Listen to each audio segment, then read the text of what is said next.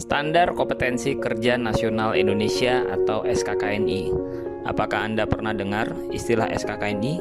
Berikut cerita SKKNI versi sontoloyonya saya. Nah, yang namanya SKKNI itu adalah rumusan kemampuan kerja guys, yang mencakup aspek pengetahuan, keterampilan, dan sikap kerja. Di dalam regulasi Kemnaker, standar kompetensi itu ada 3 bentuknya. 1. Ada standar kompetensi khusus. 2. Ada standar kompetensi internasional. 3. Ada standar kompetensi kerja nasional Indonesia. Nah, ini yang kita sedang bicarakan, SKKNI. Standar kompetensi punyanya Indonesia, berlakunya di Indonesia. SKKNI itu bentuknya dokumen guys. Di dalam dokumen SKKNI ada 2 bagian penting. Yang pertama, peta kompetensi.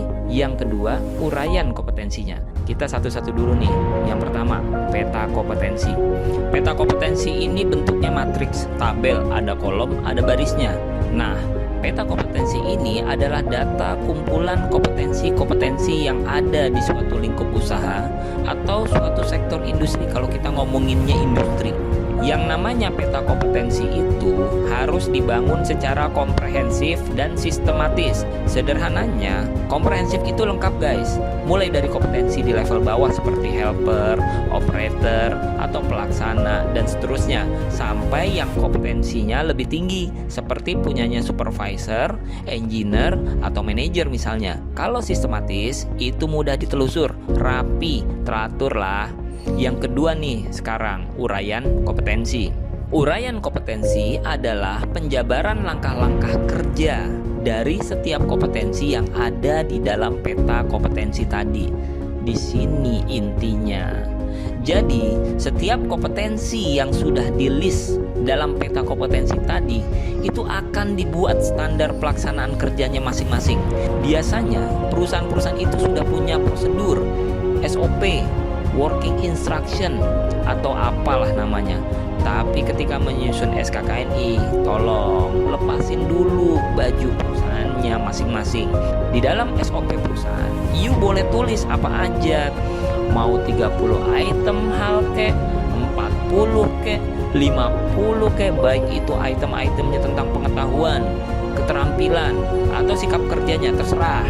Itu urusan di masing-masing perusahaan. Tapi kalau you mau bikin standar kompetensi kerja yang sifatnya nasional, maka antar perusahaan harus bersepakat item-item mana aja yang perlu dituliskan di dalam unjuk kerja uraian kompetensinya nanti.